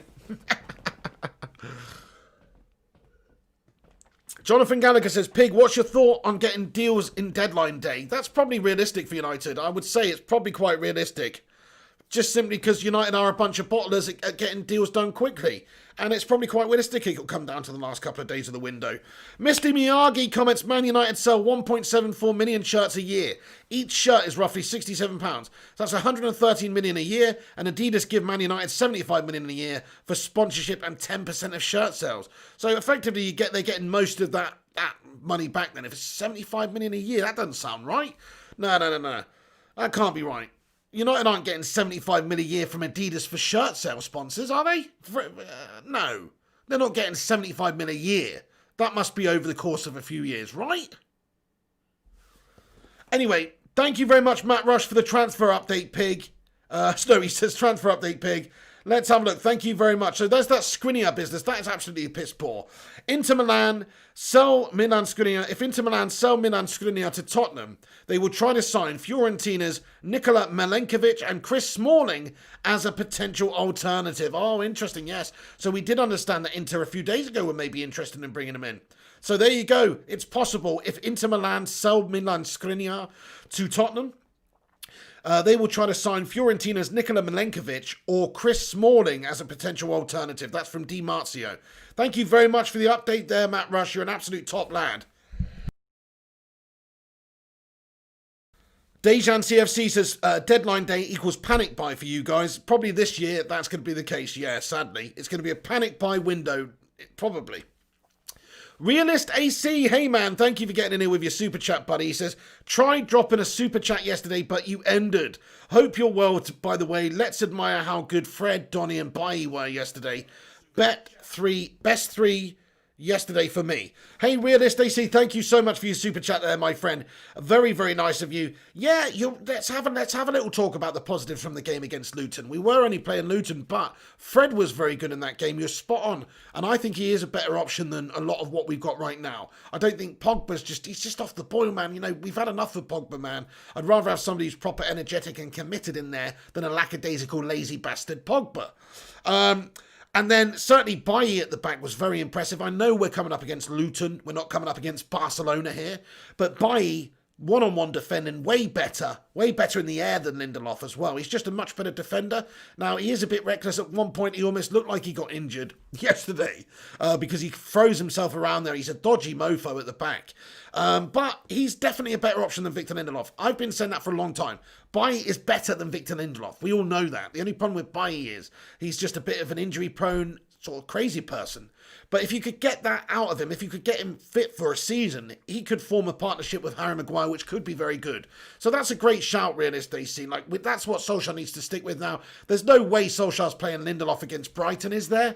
I mean, what do you guys think? Because you know what Solskjaer's like on a couple of these occasions. He does kind of, I don't know, he kind of sticks. He stuck with Lindelof last season, all of last season when we kept saying he needs to drop him, and he stuck with him. Same goes for Jesse Lingard.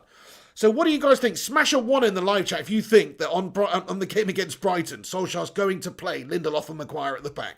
Smash a 1 if you think that's the case. Because it might happen. I'm just saying that right now. It might happen.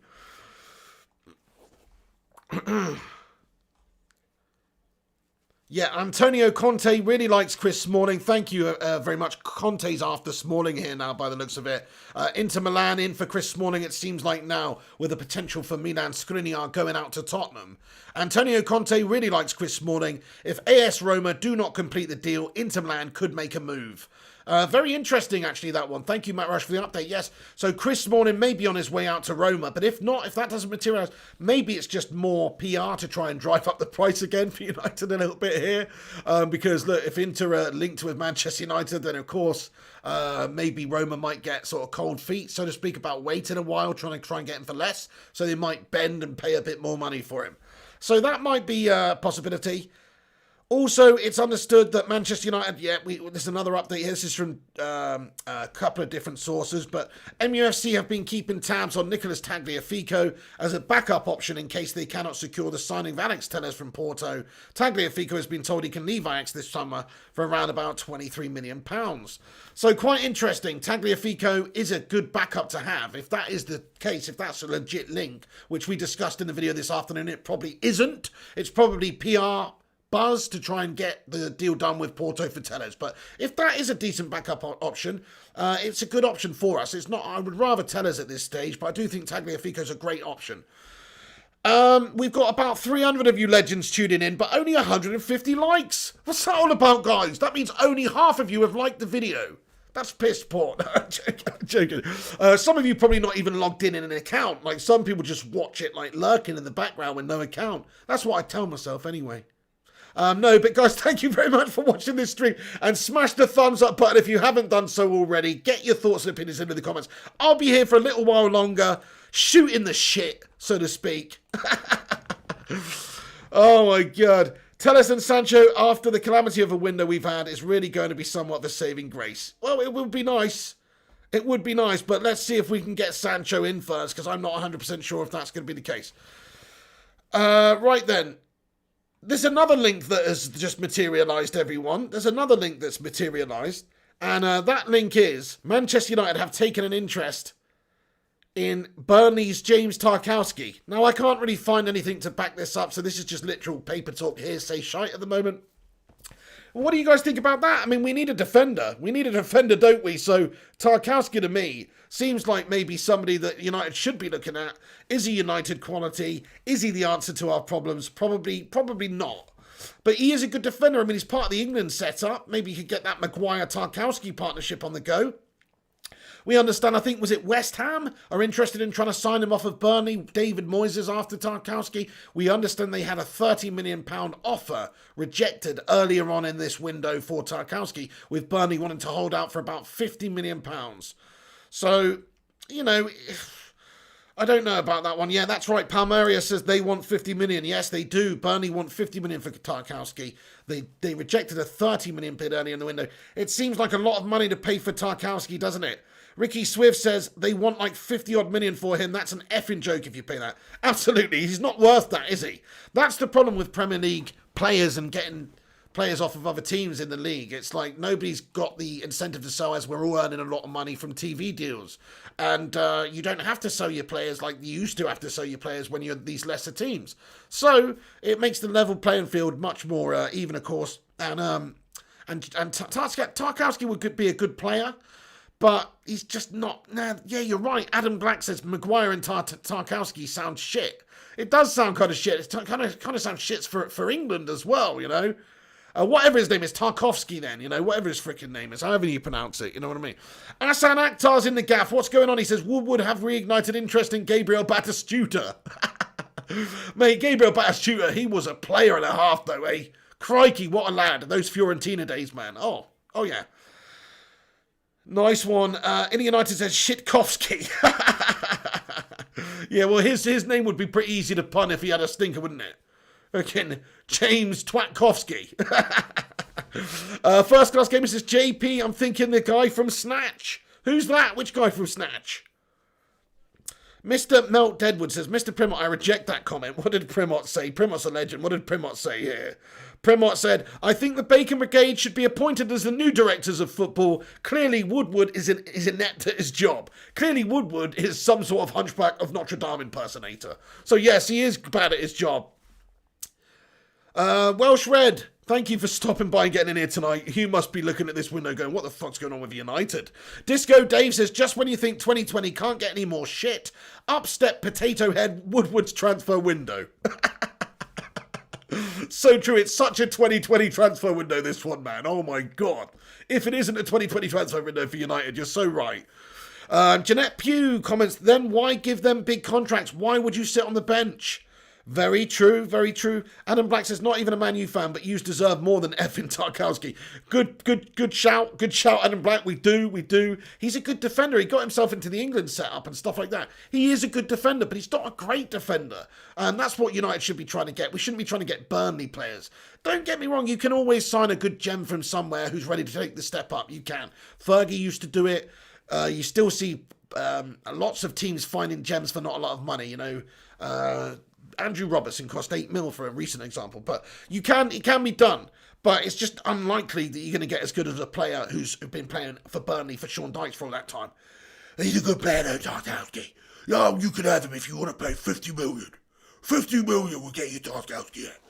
Oh yeah, my name's Sean Dyche, and if you want Tarkowski, you buy one and you get one free. I said you buy one and you get one free.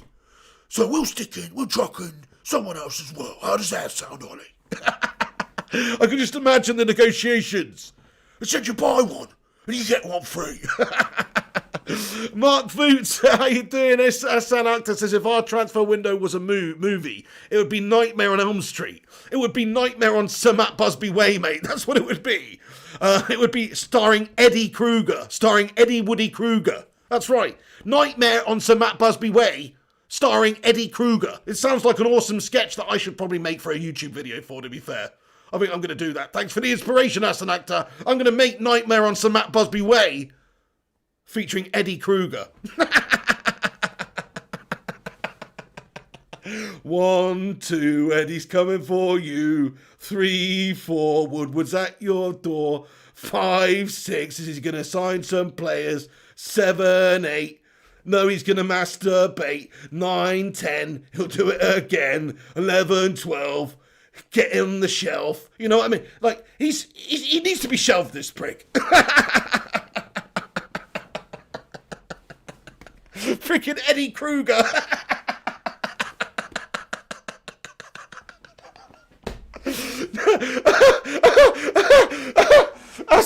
This is Eddie Kruger. That is freaking funny, even if I say so myself. Oh my God.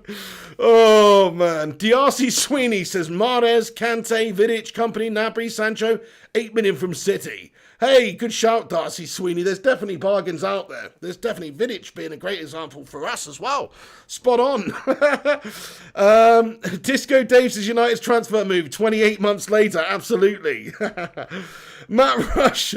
171 likes. Thank you very, very much. No, don't Photoshop that, mate. Vincent Bullock. That's my idea. Nobody can steal Nightmare on Sir Matt Busby Way starring Eddie Kruger. That's my idea. I hold the intellectual property rights for that, my friend. Okay? Although if somebody wants to make it and send it me, I will distribute it on my social media. Ago Kelly says, I can't wait for this transfer to end. My heart always beats so fast because of Man United's policy. I hear you, Ago Kelly. We need to calm down, don't we? Because this window's a stressful one. Bills fan comments, didn't want to pay the fee on Bellingham. Weren't in for Thiago, but we can do things no other club can. Alex says, go strangle Ed with your bare hands, pig. It's a bit strong. I want to stay away from Eddie Kruger anyway, mate. He already haunts my dreams. You know what I mean? He already enters into my dreams most night and haunts me. So I want to stay away from him. Jarvis Cocker says, imagine Sean Dyche and Batman small talk talking after the weather. Absolutely. Liam Hardy comments, pig, if I go to Florida and blow Joel's head off, could I plead insanity? Liam Hardy, don't do that, my friend. No, you wouldn't have a case, mate. You'd be a murderer, my friend. That's not a good idea. There's other ways to protest. Don't do that. Oh, man. Mark Foot, thank you for laughing your head off. Carol Hemming says King Edward the Spud. Absolutely, he is a King Edward potato, that man. Hey, guys, thank you so much for cheering me up this evening. I needed it. I needed cheering up this evening, guys, so thank you so much. I feel in a better mood already. Just talking about the nightmare of Sir Matt Busby Way and Eddie Kruger. Oh, man. Mr. Melt Deadwood says, you guys are making me upset. Sorry, Edward Woodward, but you're shit at your job, mate. Yeah, Football with Brownie says, you buy one, you get one free. I could just imagine Sean Dyche doing that shitty Windows advert. What is it that, that window? It's not that voice though, is it? He's like, I said you buy one and you get one free. But no, imagine Sean Dyche doing that advert. Yeah, we've got these great windows. At the moment, it's buy one, you get one free. I said you buy one and you get one free. Ben Dawes says, do you still dream about Beckham, pig? Who doesn't? Who doesn't dream about Beckham curling one in from any angle? Primot says, United could easily generate the funds for Sancho if they had Woodward sat in a drunk tank outside of Old Trafford for a couple of afternoons. Line-up would be 1.5 miles long for a chance to sink that mug. That's all we need to do. You know those those machines that they have where they sit them on. Is that what that's called? A drunk tank? I don't know. But when you sit them on that seat and you've got to throw the beanbag at the target and then it dumps them into the pool. Imagine how much money they could pay for Sancho if they just let Woodward dress up as a clown. If they had Woodward dress up as a clown and sit on one of those chairs and have people throw wet sponges at him, they'd generate a shit ton of money, wouldn't they? Vincent Bullock says Eddie Kruger is going to get you before he gets to Johnny Depp. Fred Cranham says after 6-0 tonight, Burnley should pay us 50 million to take him. Wanna melt?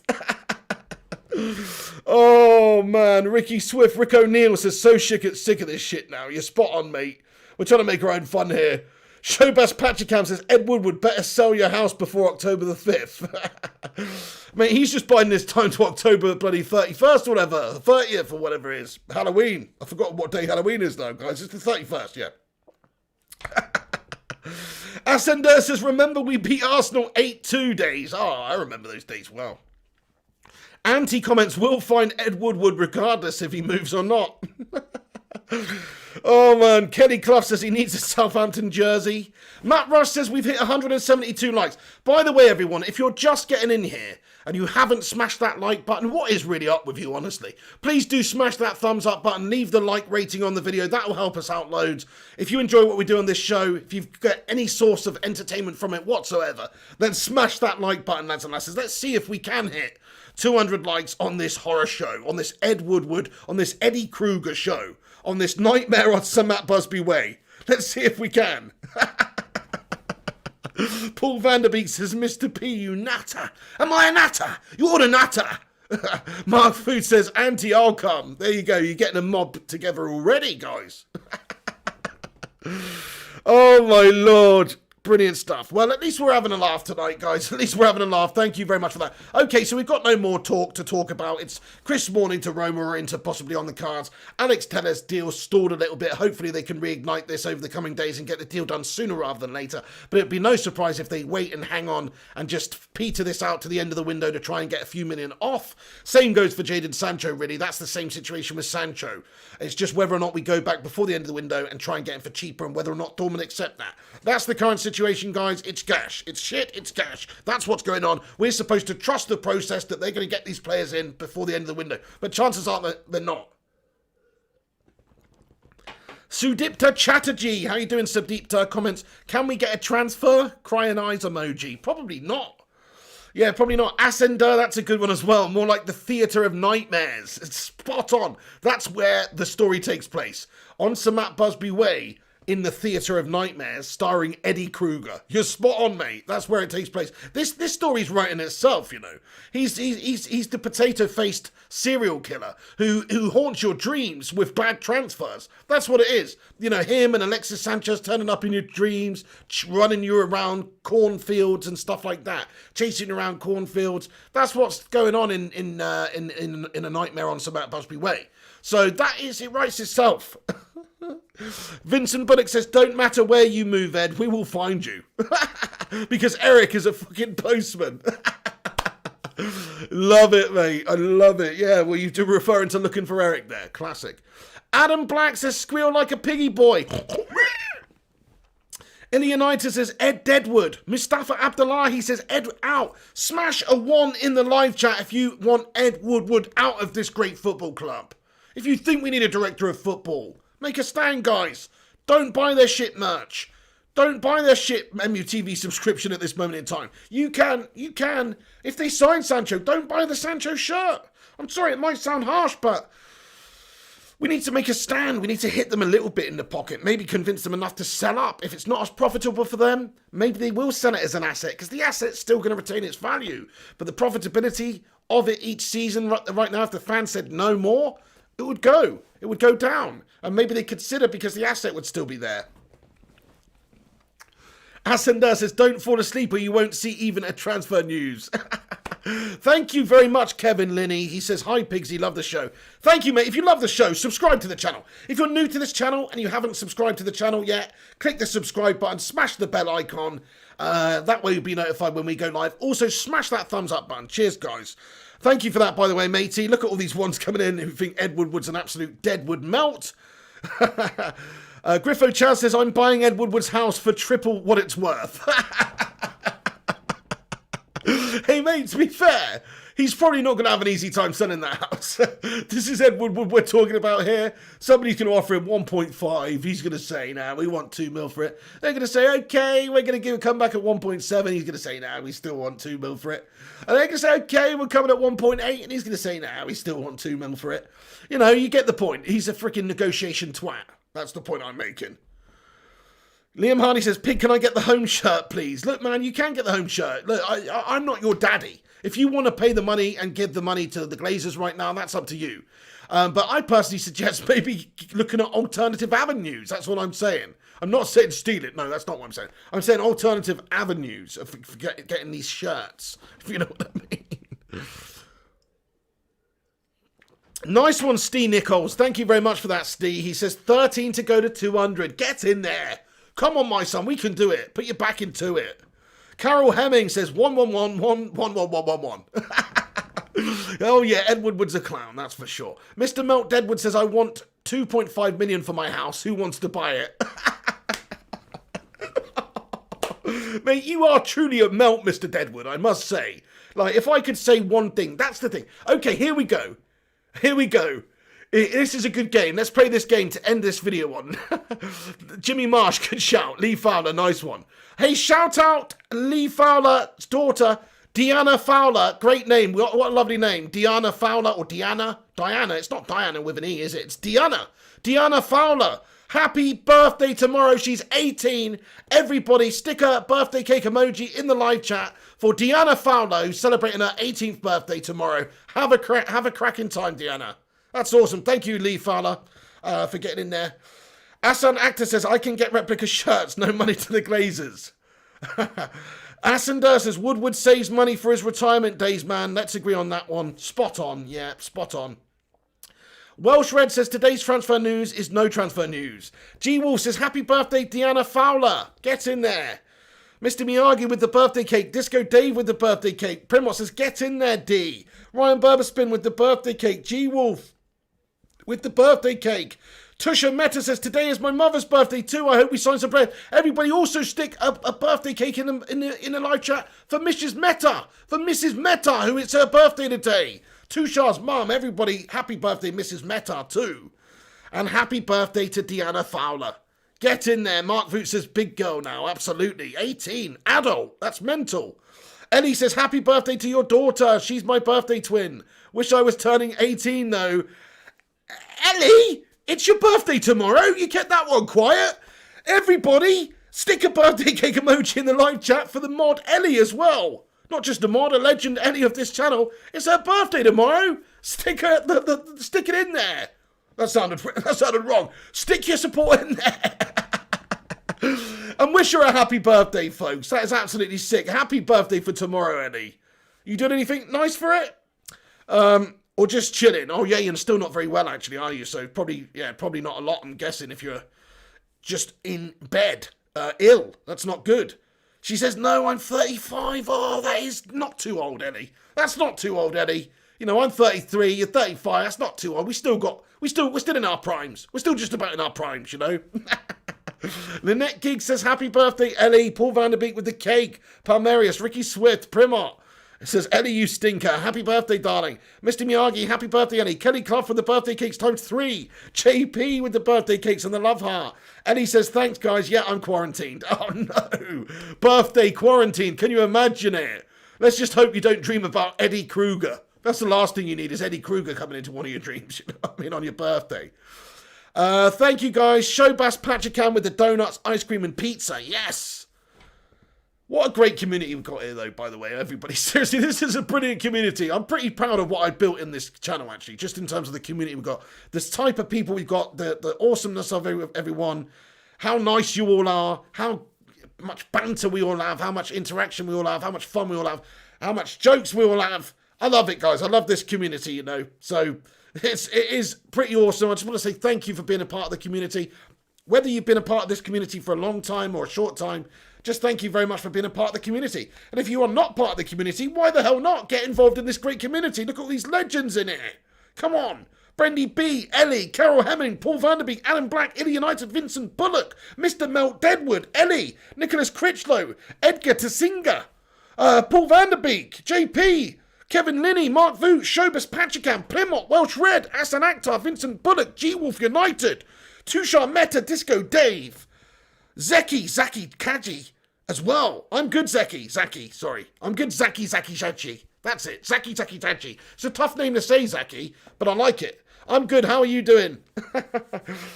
Cheers, Jonathan, man. Yeah, cheers, everyone. I'm pretty much going to wrap this video up, you know, but we've almost got to 200 likes, actually. So smash that thumbs up button. If you haven't done so already, leave the thumbs up rating on the vid. I know there's some of you out there that haven't done it yet. Leave that cheeky little like rating. Let's see if we can smash 200 likes real quick. But yeah, hopefully there'll be a bit more news tomorrow in terms of bringing new players into this football club. We need some positive news right now because it has been a slow news window for United. It's been the same old crap. It's been Sancho, will he, won't he? It's been this player, that player, ended up going to different clubs, whether it's Nathan Ake or Reguilon or whatever. Every single player has that's been linked to us so far, apart from Donny, has not come. So you can say what you want about all these different links that we've got, and we are linked with bloody everybody out the bloody phone book. You might as well get the phone book, read through it. We're linked with every bastard in that book. That's what it seems like right now. But none of them are actually coming through the door. None of them are actually coming through the door. So that's where it is right now. It's just a terrible window. Hopefully we get some players in soon. Hopefully it's not going to be a week or two before we get the players in. But it might be. It might be, guys. So prepare yourself for an absolute stinker of a window. Prepare yourself for a stinker of a window, lads and lasses, because that's what's coming. That's what's coming. It may be last few hours, last few days of the transfer window that we get these deals done. I'm hoping with Tellers, at least, we can get this one done this week. There's nothing that really should hold us back there. You know, his contract's running out. He's only got a €40 million release clause anyway. Surely we can meet them in the middle somewhere. We don't have to scrimp around and trying to pay 20 mil for this player. We can pay 27 mil for this player. We can get this player this week. So that's what I'm hopeful for, but this is our board we're talking about. Legends, get in there. Steve Nichols, Paul van der Beek, Matty Rush, thank you for letting me know. We have smashed 200 likes on the video. Get in there, you beauties. Appreciate you all stopping by and getting in there tonight with all your thoughts and opinions. And being a part of this wonderful community, you know, appreciate it. Tushar Mehta, happy birthday, Mrs. Mehta. Adam Black says, I'm still black and white though. What, like the kit, like the zebra kit that we've got. Jason now says, ESPN reporting Pogba is a mystery, maybe. Well, he is maybe a bit of a mystery. Liam Hardy says, Pig, I'm going to watch A Nightmare on Elm Street now. They're shit. I'm sorry, but they are crap films. I'm going to put it there right now. I'm sorry, some people are fans of it. I'm not a fan of it. I personally think Nightmare on Elm Street is shit. The only reason I was talking about it is because that's a bit harsh, isn't it? I mean, it's iconic. Freddy Krueger with the knives as fingers. It's iconic. But they're just crap. They don't scare me, those films. If I'm going to watch a horror, it needs to be scary. But they don't freaking scare me. It's like a comedy, that film. It's actually like a comedy. But in all seriousness, though, if they did make that, I'm going to make that into a short 5-minute movie, I reckon. You watch this space, guys. Nobody can steal that from me. I have intellectual property rights on that one. A Nightmare on Sir Matt Busby Way starring Eddie Kruger. I have the rights on that one in the Theatre of Nightmares. I have the rights for that. Nobody can steal that from me.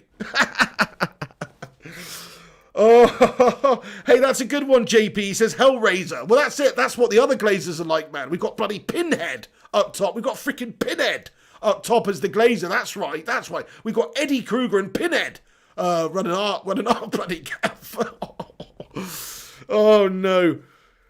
Liam Hardy says, what films scare you? I have been scared. You know, there's some scary films that I've seen. I'm just trying to think. All right. Okay. I don't like freaky devil shit. Freaky devil shit freaks me out. Like The Exorcist and stuff like that. That's still one of the freakiest films I've ever seen. I watched that film. I haven't even seen it still to this day once all the way through. Like, it shits me up that much. I hate The Exorcist, man. That's one of the freakiest films, man. That's freaky. Who's ever seen The Exorcist? Smash a 1 in the live chat if you've ever seen The Exorcist. Because that's a shit scary film, man. That freaks me out. Insidious is Gash, G-Wolf United. I personally thought it was Gash. Anyway. Actually, no, sorry. The missus made me watch Insidious 2 or 3. I didn't actually see the first one. No, you're right, actually. I didn't see the first one. I saw the third one, I think, and it was Gash. But it was better than that Conjuring bullshit. That Conjuring shit was whack. Is that supposed to be scary, the Conjuring? That is bollocks. Tushar Mehta, nice one. He says, Phil Jones is the horror movie itself. Event Horizon's a good movie, Liam Hardy, but that's also not that scary, man. You know, Sam Neill with the eyes and all that. It's not that scary, bro. Nah. Welsh Red says, Exorcist is gnarly. Absolutely, that's a freaky film. Come on. That's a freaky movie. Primot, thank you very much. He says, brilliant, Pig, you legend. I'll roll around in your mud puddle any day. Top community, that sounds messed up. And he says they're bringing the Exorcist remake out next year. Are you kidding, Ellie? God almighty, what's the matter with people? I hope they, you know, why even make that movie? I'm pretty sure the set burned down and a bunch of people died making that movie. It's just sinister. It's just a sinister movie. So are the rumours, if they're to be believed. Maybe I was just told a story there, I don't know. Liam Hardy says The Wicker Man. Which one, Liam Hardy? The old good one, or better one, or the new shit one with Nicolas Cage? And I love Nicolas Cage, but seriously, the bees! Not the bees! Not the bees! No! Not the bees! Not the bees! Really, Nicolas Cage? You won a bloody Oscar for leaving Las Vegas, mate. Seriously? You gonna put on this level of shit show of acting, my friend? Lost a bit of respect for Nicolas Cage there on that one. No, I'm just joking. He's a legend, isn't he? But anyway, okay, I'm gonna leave it there now, guys. just want to say thank you so much for watching this random stream tonight. Appreciate you guys, each and every one of you, for watching. Smash that like button if you haven't done so already. Leave a thumbs up on it. Subscribe to the channel if you're new to the channel. Please do hit that subscribe button and click the bell icon as well to be notified when we post live. We've got a Brighton preview coming tomorrow. Yeah, Thursday. Yeah, tomorrow I'll be doing the Brighton preview. So keep a lookout for that sometime. We'll be previewing the Brighton game. And also I'll keep you up to date with any transfer news that's coming up. So yeah, nice one. All right then, guys, you're a bunch of legends. Some good horror movies coming in here. Wolf Creek, yeah, I've seen that one. It was okay. It wasn't really that scary, but it's based on a real-life event, so that is kind of scary, to be fair. Drag Me to Hell. Oh, yeah, I've seen that one. That was shit. Mr. Blobby for Director of Football, says Paul Vanderbeek. Blobby. He'd probably do better than that twat Ed Woodward. Jimmy Marsh says Defo Candyman. Yeah, that was freaky back in the day. Not the bees. Too Sharp Meta says, give power to the pig. Thank you. G-Will says, Insidious 1. Me and my wife went to the cinema to watch that. And my wife peed herself a bit because she was expecting a scary bit, but didn't happen. Then when she didn't concentrate, it scared her. Oh, man. Ellie says, I like zombie films. Me too, actually. 28 Days Later is pretty freaky. The zombies in 28 Days Later freak me out, man. Jonathan Gallagher says, Phil Jones and the Faces of Horror. Asander, good night. Asan Akhtar, Resident Evil. Jimmy Marsh. Resident Evil is a bit shit, the movie. The games are brilliant, but the movie's a bit, it's not that good. All right then, guys, I'm going to leave it there. Thank you so much for everybody who's tuned in tonight and got involved. You're a bunch of legends. Really appreciate you all for stopping by and having your say and getting in here and watching this show. That's the best thing you can do. Never mind, super chats or whatever. The best thing you can do is just watching the show and interacting and commenting and all that good stuff. So massive respect, massive love to each and every one of you that's been in here tonight watching this stream. Thank you for helping it out by smashing that like on it and sharing it if you have done as well. Come back tomorrow afternoon around about 2:30 p.m. UK time for another daily update of all the latest goings on and transfer stuff with United. Hopefully some stuff to report anyway. If not, I'll just do the Brighton preview in the afternoon and then do the transfer video in the evening. Or it will be the other way round. So that's the plan for tomorrow, lads and lasses. Come back, stop by tomorrow. Thank you, Luke McCarthy. Have a great evening. Disco Dave, Ricky Swift, Kelly Clough. Thank you so much, Kelly. Appreciate it. Devil of a Red. Sorry if my lips looking all weird and cracked because I ran out of water ages ago, man. I need a drink. I get pastes when I'm talking to this level, Anyway. Ricky Swift, Disco Dave, Ryan Burberspin 9, Luke McCarthy, Mr. Miyagi, Jimmy Marsh, Dan05, Olamwanda, yes Dan, Jarvis Cocker, Welsh Red, JP, Matt Rush, Illy United, G-Wolf, Dizzy Red Devil, Ricky Swift, Mark Fu, Asander, Fred Canham, Tushar Mehta, Ryan Burberspin 9, Ellie, happy birthday for tomorrow, Ellie. And everybody else whose birthday is tomorrow as well. Disco Dave, Welsh Red, Illy United, Lynette Giggs, cheers, Nicholas Critchlow, Mr. Melt Deadwood. That's going to be it from me tonight. Thank you so much for watching and getting involved. Jonathan Gallagher, Carol Hemming, Jimmy Marsh, Matt Rush, Primot, absolute legends, each and every one of you. Thank you guys. Have a great night. Have a great evening tomorrow. God bless you all. Thank you for watching, and I will see you tomorrow around about 2:30 with the news. See you later. This is The Pig. You've been watching Flying Pig United. Thank you very much for watching. Take it easy. We'll get into the score predictions for the preview tomorrow, Jonathan Gallagher. Don't you worry about that, my son. Oh, yeah. Good night, Paul Vanderbeek. Have a cracking evening. IRA Sunday. You're getting in here at the end again, IRA. Oh, no. We're going to have to go back and watch the rest. But great to see you. Shout out IRA Sunday. Fred Cranham, thank you very much, Fred. That's so nice of you to say. Mark Voot, one of the legends, regulars getting in here. Thank you, Mark. Mr. Mount Deadwood, a new addition, but I must say, bringing the bants. Ryan Berber, Illy United, G-Wolf, everyone at the end. Thank you so much, G-Wolf, as well, and all the moderators. Smash that love heart in there for the mods. This is just the post-match credits, really, to say thank you to all the people, all these names that are going down your screen right now, are all the people that support this show and this channel on Patreon or by being Tier 2 channel members. I've got to add a couple of people like Mr. YOLO Man, shout out Mr. YOLO Man, and a couple of others, but you know, the best thing you can do definitely to support this show is liking the videos, sharing the videos, and coming back and watching and interacting. Cheers, guys. Thank you. Have a great evening, everyone. I will see you tomorrow. See you on the flip-flop. Hopefully United sort our bloody lives out tomorrow with some good news. But I'm not holding my breath. See you later, guys. This is The Pig. Take it easy.